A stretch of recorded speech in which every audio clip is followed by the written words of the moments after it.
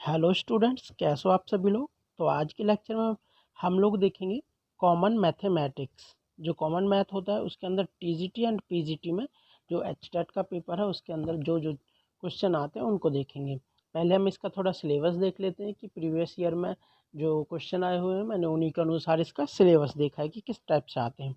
तो फर्स्ट हमारे पास में जैसे एक ज्योमेट्री होती है, उसके अंदर एरिया हो गया, वॉल्यूम हो गया, पैरामीटर हो गया। अब ये कुछ भी हो सकता है, क्यूब हो सकता है, क्यूबॉइड हो सकता है, सिलेंडर हो सकता है, सर्कल हो सकता है, मतलब कोई भी फिगर हो सकता है, उसमें ये चीज़ें पूछी जा सकती हैं। ठीक है। और फिर आता है हमारे पास में टाइम, स्पीड एंड डिस्टेंस। जो हमारे पास में ट्रेन हो गई, वो एक प्लेटफॉर्म को पास करने में कितना टाइम लेती है, इस टाइप के क्वेश्चन आ जाते हैं। एंड मिक्सचर एलिगेशन, कि दो वस्तुओं को एक साथ मिक्स किया जाता है, उस टाइप के क्वेश्चन है। फिर आता है कि दो आदमी, मतलब आदमी, दिन, मैन एंड वर्क, कितना काम करना है, कितने दिन है, उस टाइप से। फिर परसेंटेज का क्वेश्चन होता है। फिर लॉस प्रॉफिट का क्वेश्चन है। फिर सिंपल सिंपल हो गया एंड कंपाउंड इंटरेस्ट हो गया, ये भी इसी के अंदर आ जाता है।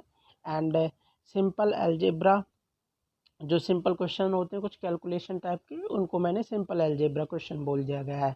ठीक है। जैसे ए प्लस बी का होल स्क्वायर है, इसका फॉर्मूला कहीं यूज़ करना पड़ रहा है, इस टाइप के जो क्वेश्चंस होंगे वो मैंने इसके अंदर डाले हैं।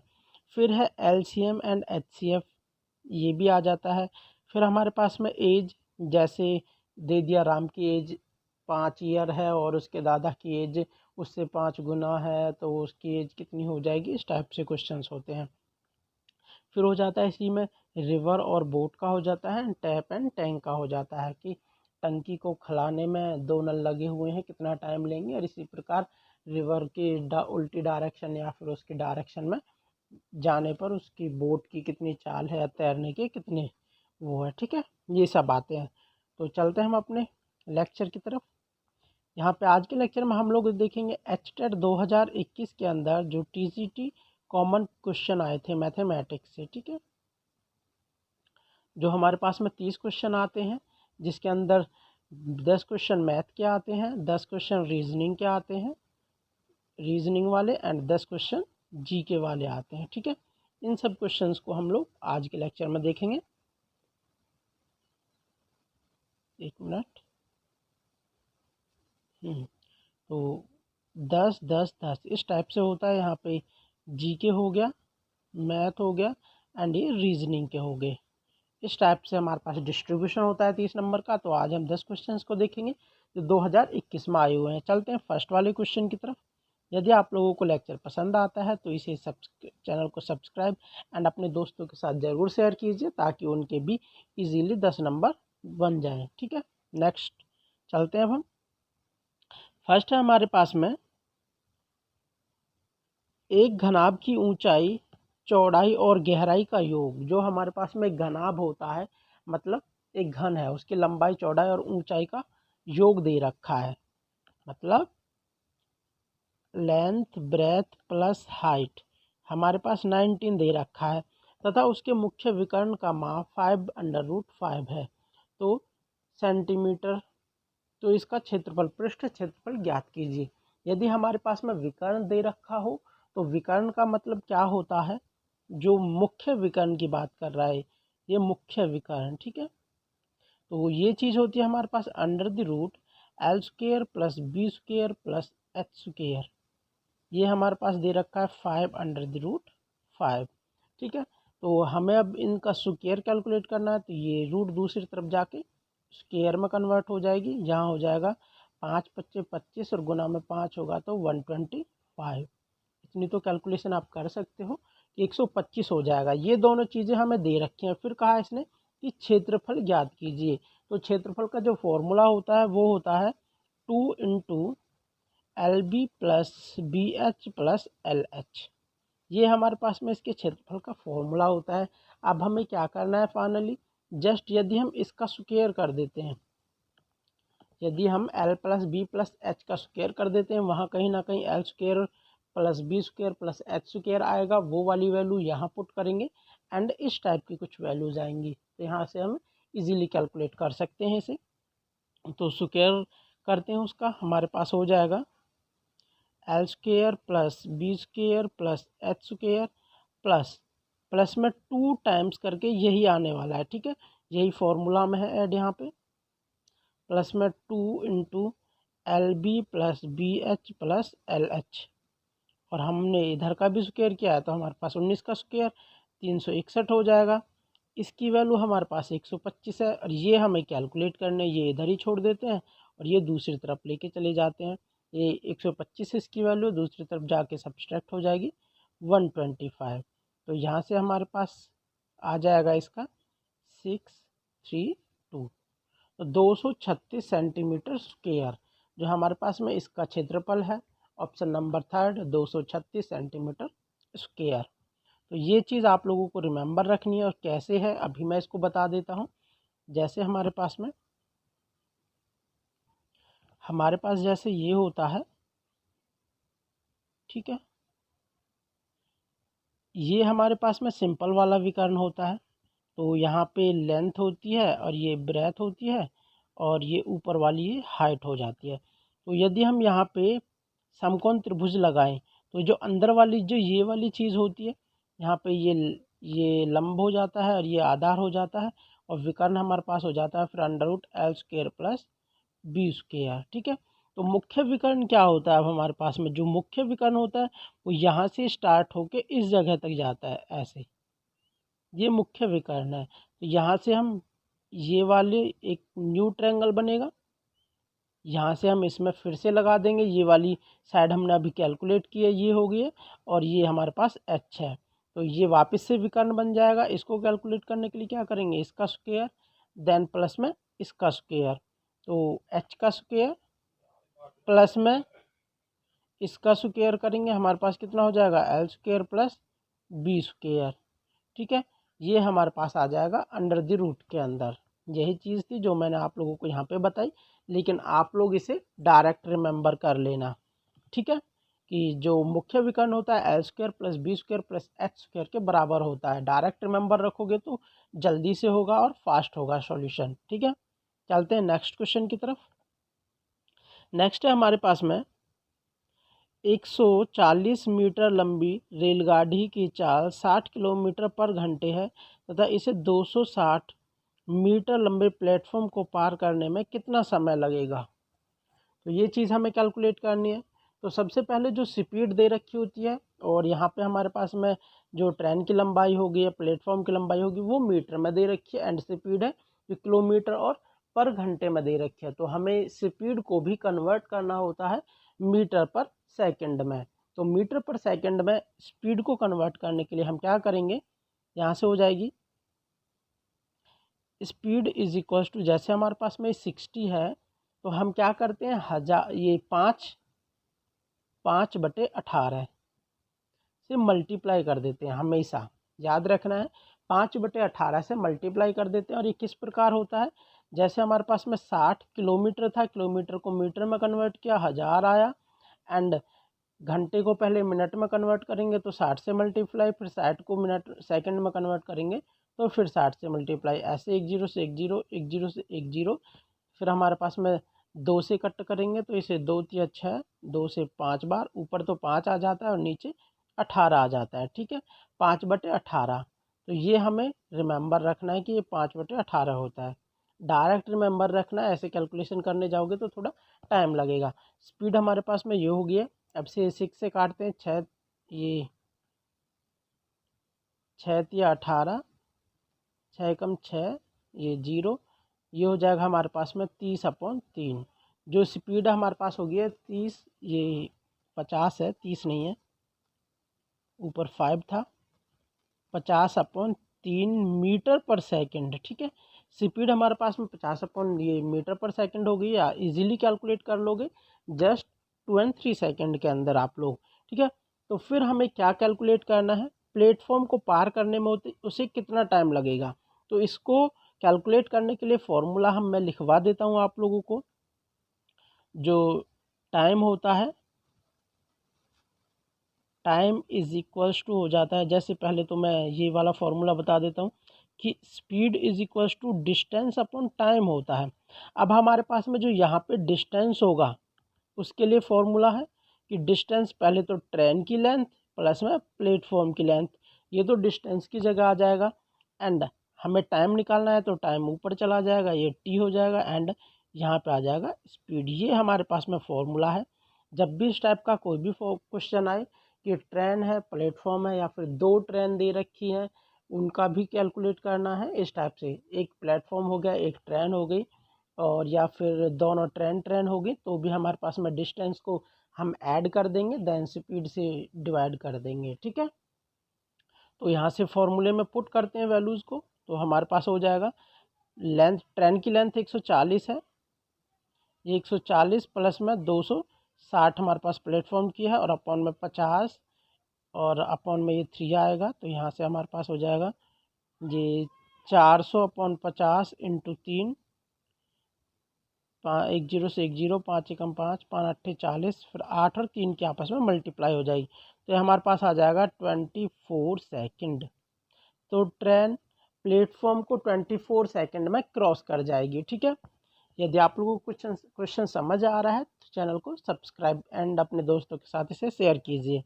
ठीक है, तो जो नेक्स्ट लेक्चर होगा, अगर किसी और टाइप का क्वेश्चन होगा तो उसका भी मैं फॉर्मूला बता दूंगा। ये फॉर्मूला लिख लीजिए, इंपॉर्टेंट फॉर्मूला है, जैसे मैंने अभी लास्ट वाले क्वेश्चन में बताया उसी टाइप से ये भी है। नेक्स्ट क्वेश्चन, नेक्स्ट है, यदि 4 पुरुष या 6 महिलाएं एक कार्य को 7 घंटे प्रतिदिन कार्य करने पर 12 दिनों में कंप्लीट कर देते हैं। ये हमारे पास है डे हो गया, मैन हो गया, एंड वर्क हो गया। इस टाइप का जो फॉर्मूला होता है वो क्या फॉर्मूला होता है, इसका फॉर्मूला होता है हमारे पास में, रिमेंबर कर लेना है और लिख भी लेना है। ये तो मैन हो गया, मतलब मैन 1, डे 1, टाइम 1 और W2, वर्क कितना लग रहा है ये इज इक्वल टू हो जाता है M2, D2, T2 and W1।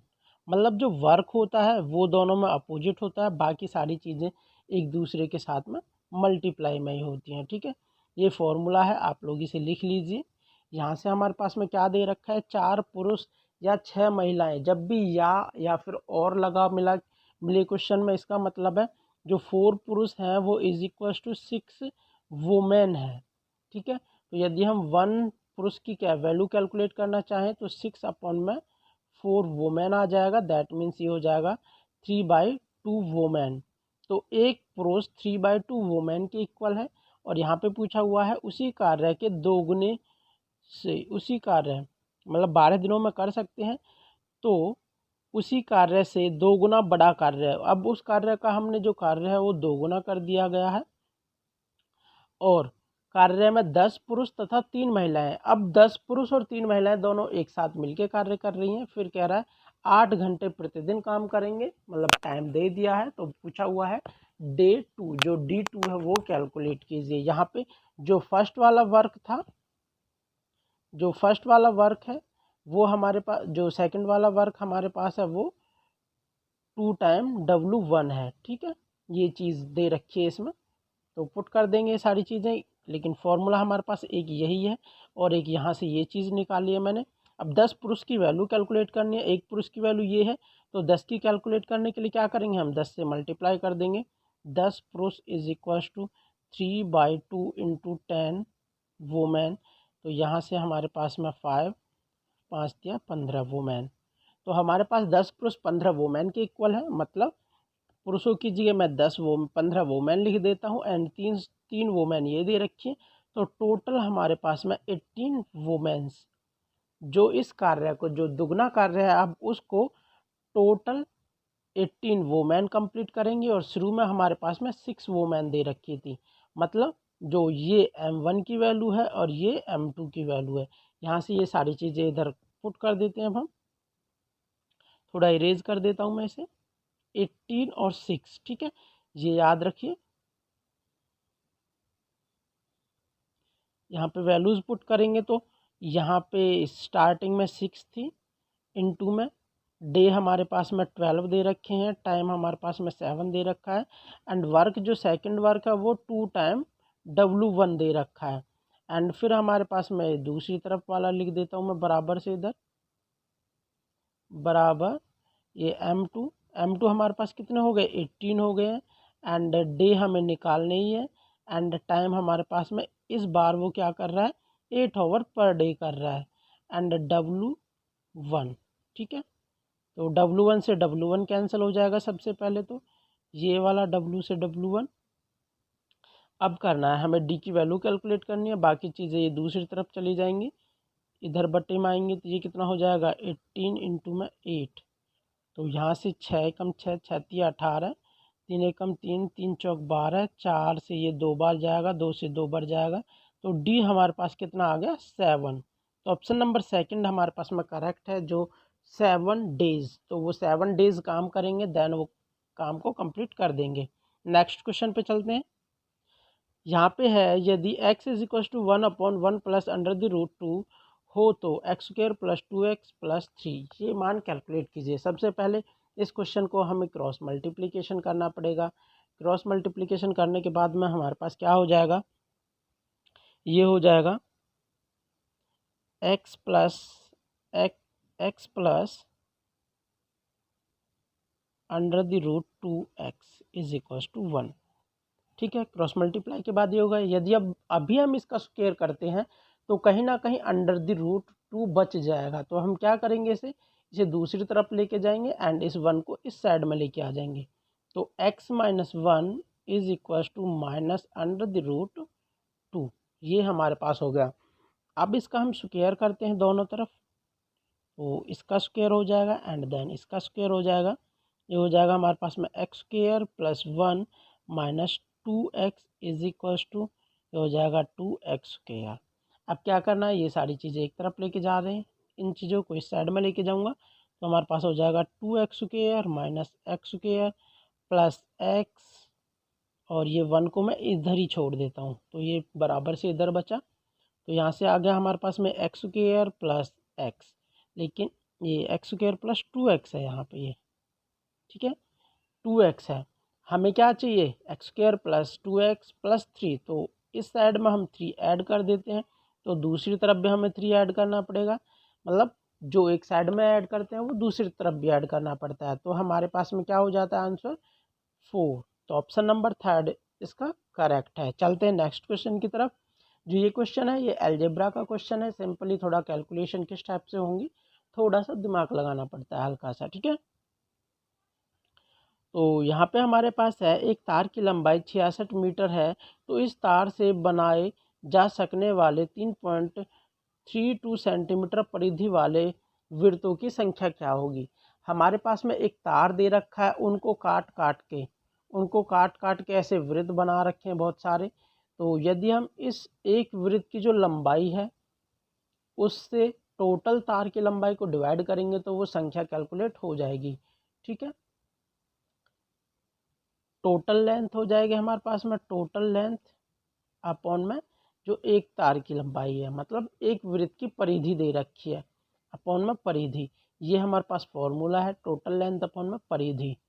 तो टोटल लेंथ हमारे पास में 66 मीटर है, लेकिन यहाँ सेंटीमीटर में दे रखी है, तो ऊपर वाली को भी हम सेंटीमीटर में कन्वर्ट कर लेते हैं, तो सेंटीमीटर में कन्वर्ट करने के लिए 1000 से मल्टीप्लाई करी, अपॉन में 1.32, ये 1000 से नहीं, हमारे पास में 100 से मल्टीप्लाई करनी पड़ती है मीटर से सेंटीमीटर में कन्वर्ट करने के लिए, तो हमारे पास में वो 100 हो गया।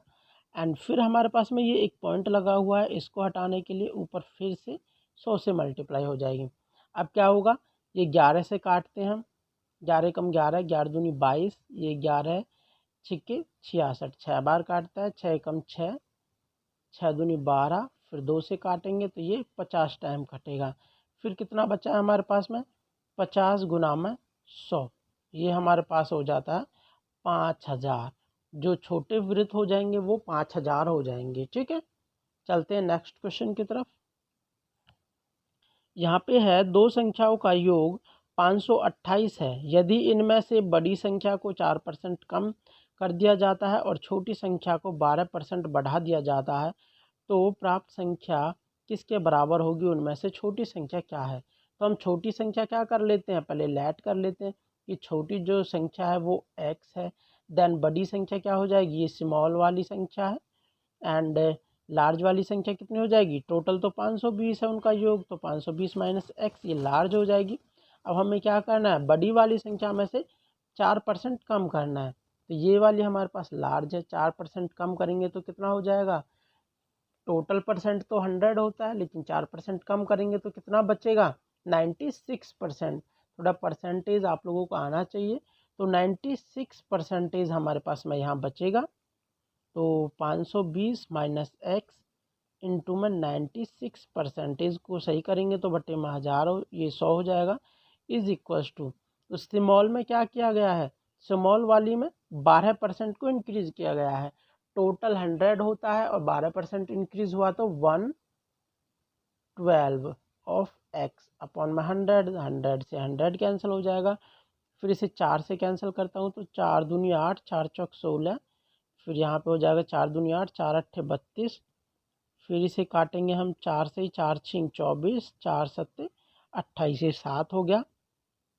तो अब इसके अंदर मल्टीप्लाई, यहाँ पे 6 बचा, अंदर मल्टीप्लाई होगी तो 520 इंटू में 6, मल्टीप्लाई मत करना वरना कैलकुलेशन बढ़ जाएगी आपकी, ठीक है। ये 6x, ये इज इक्वल टू यहाँ पे 7x, ये दूसरी तरफ जाएगी 6x, तो ये प्लस का हो जाएगा, that mean 7x plus 6x, तो ये 13x हो गया। अब 13x से इसे डिवाइड कर देंगे, तो 13 से 13 एक बार जाएगा, ये 4 0, तो कितना हो गया हमारे पास में, 6 चौक 24, 240। तो हमारे पास में जो आंसर आया है x का वो 240 है। हमें स्मॉल वाली वैल्यू ही कैलकुलेट करनी थी और हमने स्मॉल वाली कैलकुलेट की, तो ऑप्शन नंबर सेकंड करेक्ट है। चलते हैं नेक्स्ट क्वेश्चन की तरफ। नेक्स्ट है हमारे पास में, एक कपड़ा विक्रेता 33 मीटर कपड़ा बेचकर 11 मीटर कपड़े के विक्रय मूल्य के बराबर लाभ प्राप्त कर लेता है, तो उसका लाभ प्रतिशत ज्ञात कीजिए। तो हम पहले मान लेते हैं जो 33 कपड़े हैं उनका विक्रय मूल्य ही मान लेते हैं, लेट करके मान लेते हैं। तो 33 कपड़ों का जो विक्रय मूल्य है, यदि हम 33 कपड़ों का विक्रय मूल्य 33 रुपये ही मान लेते हैं, ठीक है, तो उसे 11 रुपयों का फायदा हो रहा है, ठीक है। तो वो 33 कपड़े जो खरीद के लाया था वो कितने रुपए में खरीद के लाया था, 22 रुपयों में। मैंने ये कैसे किया है कि जो 33 जोड़ी कपड़े थे वो 33 रुपये में उसने बेच दिए, फिर वो कह रहा है कि उसे 11 मीटर कपड़े का ही फायदा हो रहा है, ठीक है। क्या हो रहा है, 11 मीटर का ही फायदा हो रहा है। 1 मीटर 1 रुपये का बेचा था, तो 11 मीटर कितने का बिकेगा, 11 रुपये का, तो उसे 11 रुपये का फायदा हुआ यहाँ पे।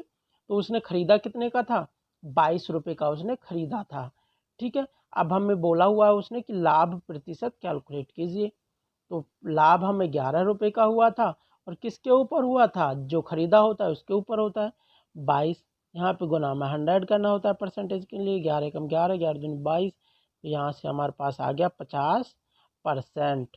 तो यहाँ पे ऑप्शन नंबर थर्ड है वो करेक्ट हो जाता है।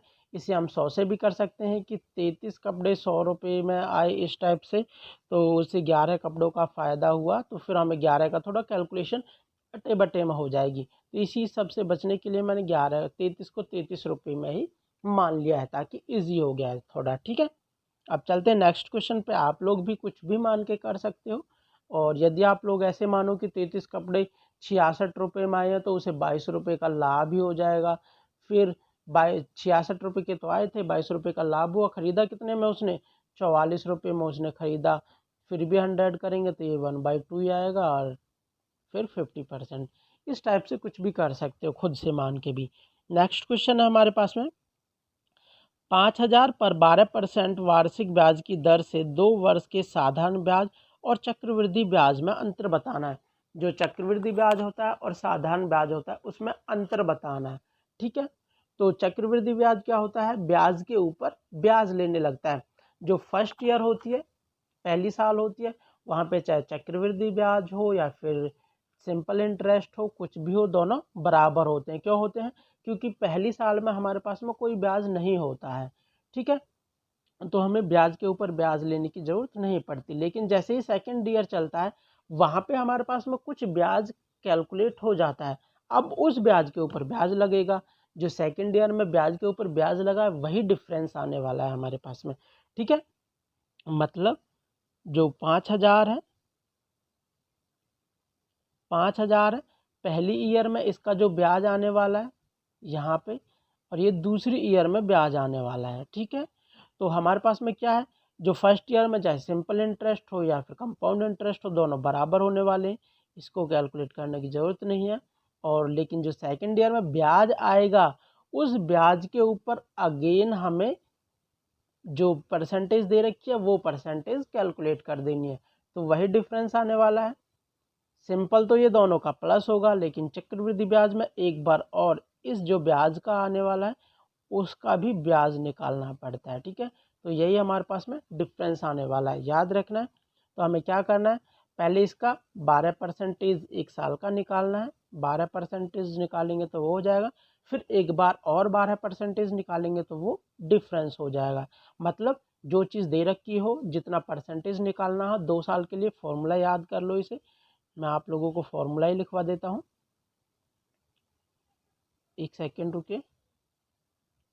फॉर्मूला क्या है, जैसे हमारे पास में वो दे रखा है प्रिंसिपल अमाउंट इनटू जो परसेंटेज दे रखा है, rate upon 100 into rate upon 100, ये क्या होता है, डिफरेंस आ जाता है, difference of 2 year simple and compound interest.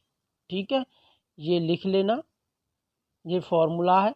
2 year का यदि हमें डिफरेंस निकालना है तो principal into rate upon 100 into rate upon 100।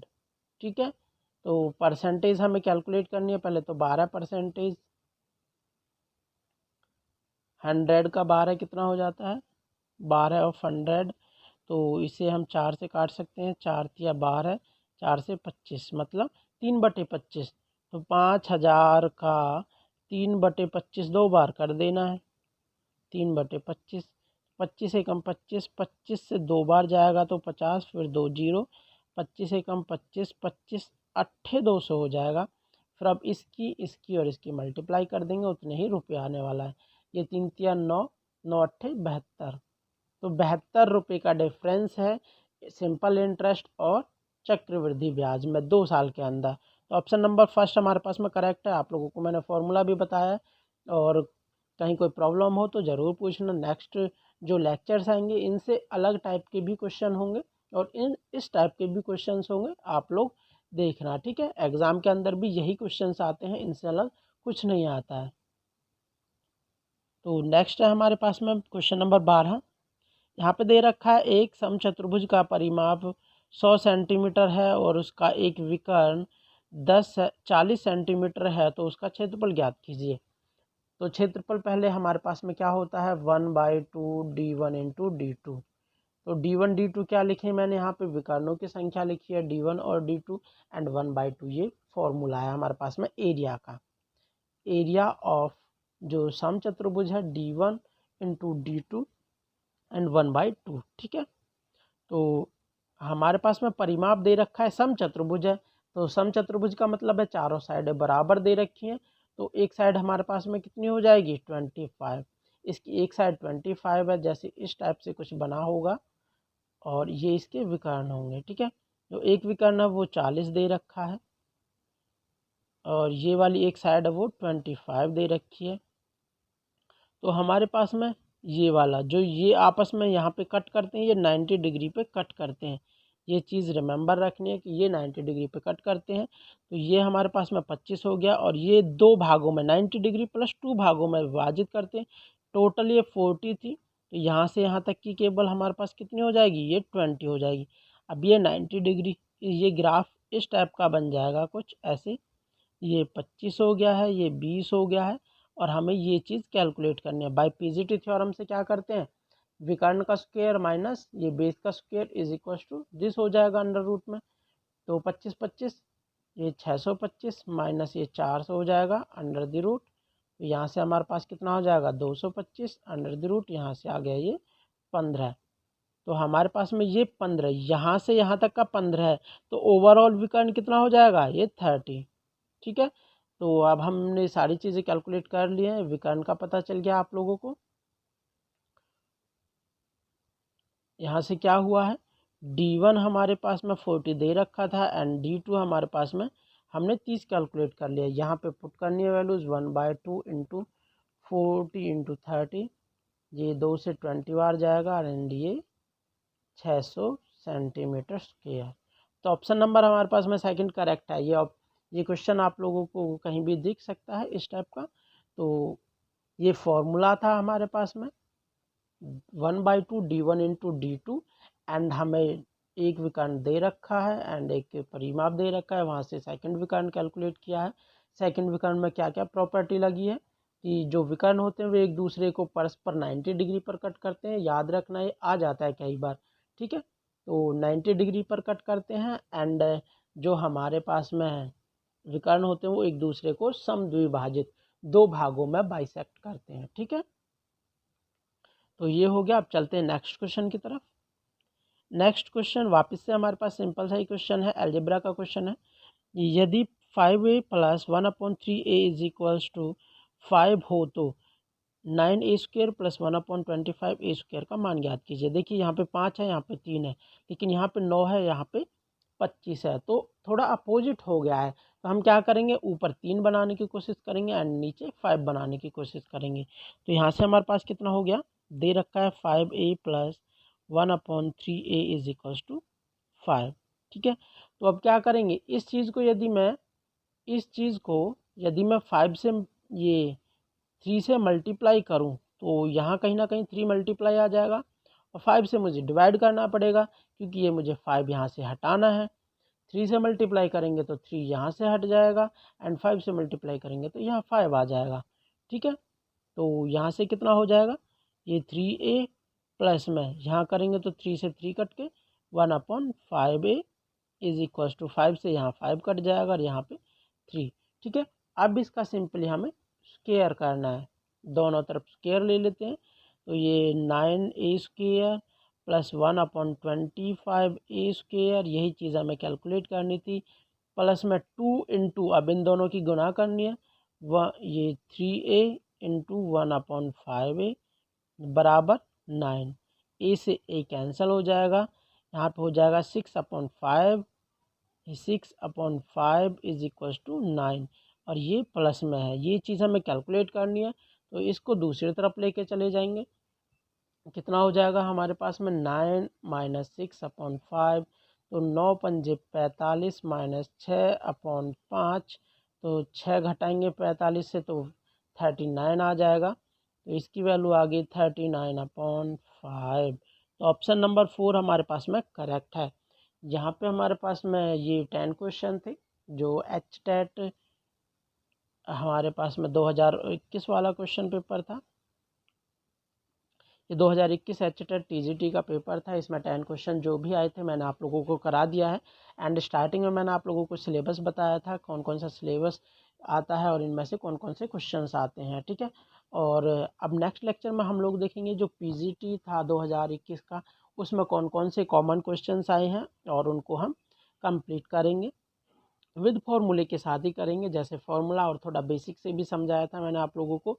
यदि फॉर्मूला रिमेंबर रखोगे तो आप लोग इजीली इन क्वेश्चंस को वहाँ पे 30 से 35 सेकंड या फिर 1 मिनट के अंदर अंदर, 1 मिनट का तो टाइम होता ही है, तो 1 मिनट के अंदर अंदर आप लोग इजीली कर पाओगे। कुछ क्वेश्चंस हैं जो काफ़ी और भी थोड़ा कम टाइम लेंगे। तो यदि आप लोगों को लेक्चर पसंद आया है तो इसे सब्सक्राइब कीजिए एंड बेल आइकन को दबाना न भूलें और अपने दोस्तों के साथ इसे शेयर कीजिए ताकि और लोगों का भी भला हो। Thank you, take care, bye bye, मिलते हैं नेक्स्ट लेक्चर में।